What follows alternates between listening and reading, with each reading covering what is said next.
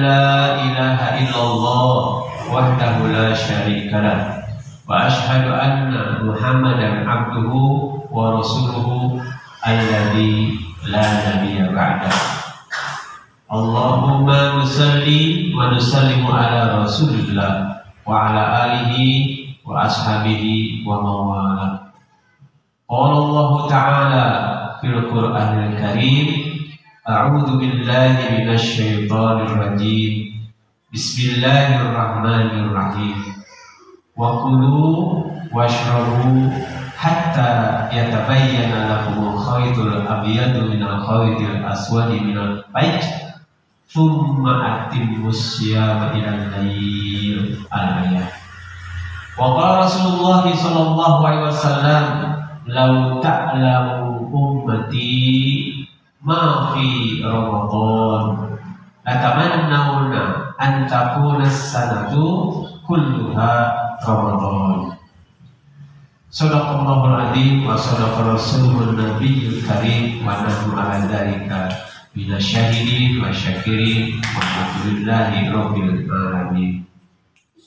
Saudaraku seiman sekeyakinan, alhamdulillah bertemu lagi dalam kajian Ramadan ini, dan untuk kali ini akan mengambil judul yaitu menghindari hal-hal yang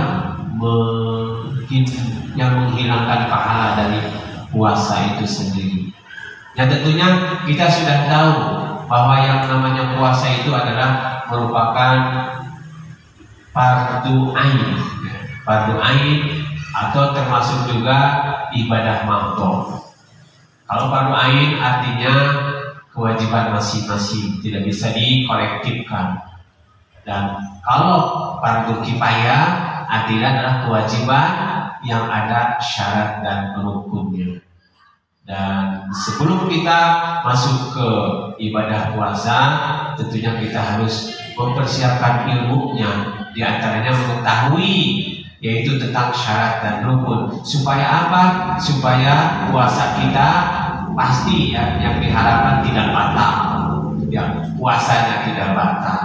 Dan tentunya setelah kita mengetahui bahwa apa-apa yang membatalkan puasa itu, kita mampu untuk menghindarinya. Tetapi, kalaupun puasa kita sah dan tidak batal, kadang ada orang yang justru mereka seolah-olah puasanya itu seperti nol nilainya, kosong, tidak apa-apa. Yang dalam salah satu hadis disebutkan, rubba min so'imin laisa lahu min siyamihi ila ju' wal ams. Banyak sekali orang berpuasa tetapi dari puasanya itu tidak berhasil apa-apa kecuali lapar dan haus. Nah, seperti orang yang bagaimana? Orang yang hanya mendapatkan lapar dan haus saja itu. Yaitu jadi emang puasanya sampai maghrib, ya tajil bersama dan sebagainya, tetapi pahalanya justru tidak didapati. Nah, seperti apa orang tersebut? Di antaranya orang yang tersebut adalah tidak menjaga lisan. Karena banyak sekali amalan-amalan yang dikeluarkan dari lisan, baik menyampaikan ilmu atau berdakwah atau menasehati atau menegur, mengingatkan dan sebagainya, itu semua memakai lisan. Dan itu baik kalau dilakukan di bulan Ramadan. Yang menyampaikan ilmu, berdakwah, mengingatkan, menasehati, itu baik. Sangat baik sekali. Karena bulan Ramadan ini akan menjadi bulan tarbiyah kalau diisi dengan hal-hal yang seperti itu. Nah, banyak orang yang tidak mendapatkan pahala dari Ramadan itu, yaitu ketika lisannya tidak dijaga Biasanya lisan tidak dijaga itu kalau di zaman sekarang ini mungkin kategorinya bisa disebut ghibah. Ya, dalam Al-Quran disebutkan, Allah berfirman, A'udzubillahi minasyaitonirrajim, ya ayyuhalladzina amanu jtanibu katsiran minadh-dhanni inna ba'dadh-dhanni ismun wa la tajassasu wa la yaghtab ba'dukum ba'dha. Kurang lebih seperti itu ayat. Nah, di sini disebutkan, wahai orang-orang yang beriman, janganlah kau banyak prasangka, karena sebagian dari prasangka itu bisa terjerumus kepada yang namanya dosa. Dan diteruskan di situ, ya, wala tajassasu, jangan tajasus, jangan mencari kesalahan orang lain. Wala yaghtab ba'dukum, jangan saling menggibah.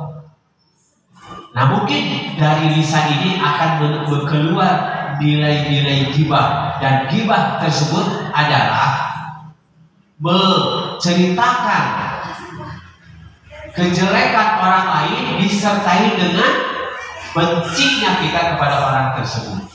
Itu makna ghibah.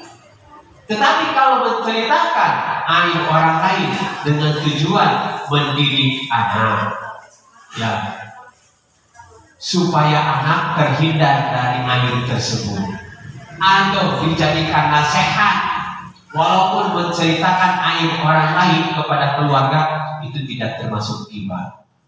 Ya, seperti mungkin orang tuanya mengingatkan kepada anak-anak, jangan kau seperti si Anu, si Fulan, lihat akhirnya bagaimana. Dia terciduk oleh polisi, kemudian dipenjara. Itu adalah merupakan kenistaan, merupakan kehinaan dikarenakan pelanggaran.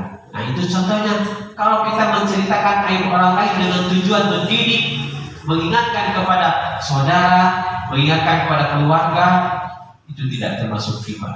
Yang termasuk ghibah adalah menceritakan aib orang lain dalam keadaan hati kita benci kepada orang tersebut. Nah, itu akan menghilangkan nilai pahala puasa walaupun kita sedang puasa. Jadi puasanya sah, tetapi pahalanya akan hilang karena dengan ghibah itu sendiri. Kemudian yang kedua, apabila kita berbuat bohong, itu dari lisan juga. Bohong kepada siapa ya? Kepada siapa saja. Yang bohongnya itu pun bukan nilai mendidik. Tetapi kalau nilainya mendidik kepada anak, contoh anak keseringan, ya, keseringan minta jajan, gitu. Kemudian pada satu saat, ya, kita diminta jajan oleh anak, yang minta jajan mainan dan sebagainya, kita mengatakan tidak punya uang, ya, karena tahu bahwa yang dimintanya itu adalah hanya mainan yang tidak bermanfaat. Ya, untuk memberi mainan yang tidak bermanfaat. Kemudian kita menjawab tidak punya uang. Insya Allah, ya, innamal a'malu binniyat, dengan amal atau dengan amal apapun, yaitu akan tergantung kepada niat. Walaupun seolah-olah kita seperti berbohong, tetapi kita mendidik anak, insya Allah tidak akan berdosa. Dan yang dikhawatirkan adalah kita berbohong sampai kita tidak merasa takut dengan Allah. Ya, contohnya seperti apa? Contohnya seperti begini. Ketika kita sudah tahu, karena bohong itu sebenarnya bohong yang ada hubungannya dengan akhirat. Dalam ayat diungkapkan oleh Allah, difirmankan, yaitu wailul lil mukadzibin alladzina yukadzibuna biyaumiddin wa ma yukadzibu bihi illa kullu mu'tadin asim. Jadi seolah-olah bohong itu di mulut saja, padahal dalam perbuatan pun bisa bohong. Jadi cirinya orang bohong itu adalah mereka tidak takut dosa, tidak takut akhirat, tidak takut balasan yang akan diberikan di akhirat, walaupun mereka merasa aman di dunia. Nah, bohong seperti itu, ya, bohong yang seandainya kita melakukan sesuatu perbuatan yang ada hubungannya dengan dosa, itu sudah kategorinya kita sudah hidup dalam kebohongan. Jadi bukan bohong itu bukan hanya dilakukan oleh lisan saja, tetapi dengan perbuatan pun.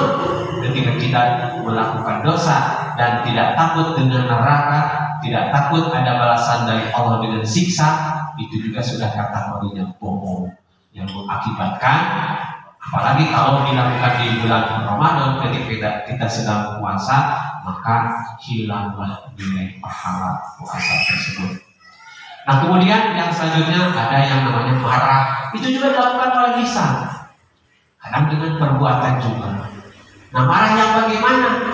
Tentunya marah ini adalah marah-marah yang tidak ada makna. Apakah boleh marah? Boleh. Orang tua boleh marah kepada anak. Suami boleh marah kepada anak, kepada istrinya. Ya, karena marah yang tentunya di dalamnya ada pendidikan. Marah kepada anak karena mendidik itu bagus. Ya, justru kalau anak dibiarkan dimanja ketika melakukan pelanggaran, ini akan berakibat kepada kebiasaan yang salah dan tidak peduli dengan orang tua yang membiarkan. Nah, ketika kita marah yang tanpa ada nilai pendidikan, marah-marah, contoh misalnya ada orang yang pada motor kita sedang di perjalanan membawa kendaraan, motor kita atau kendaraan kita hanya tersenggol sedikit saja, ya, bahkan kalau diukur biayanya juga tidak sampai 50.000 misalnya, tetapi luar biasa marahnya, marah-marah sampai seperti orang yang tidak sedang menahan diri lah, padahal tidak sadar bahwa dia itu sedang berpuasa.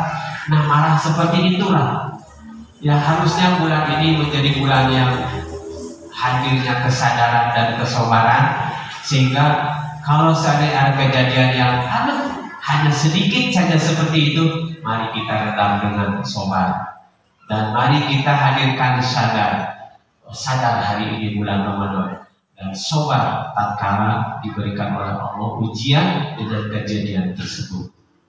Mungkin itu salah satunya yang bisa dihadirkan, yaitu tentang perbuatan kita, baik ucapan atau perbuatan yang bisa menghilangkan nilai pahala puasa itu sendiri. Karena ingat sekali lagi dalam salah satu hadis, rubba bin shaimin laisa lahu bin siyamihi illa ju' wal ansu, bahwa banyak sekali mengaku orang berpuasa, bahkan mengharapkan pintu royan yang dibukanya nanti, ternyata tidak ada apa-apanya, pintu royannya masih tertutup dan puasanya tidak berisi. Demikianlah yang bisa disampaikan, semoga ada manfaatnya. Akhirul kalam, assalamualaikum warahmatullahi wabarakatuh.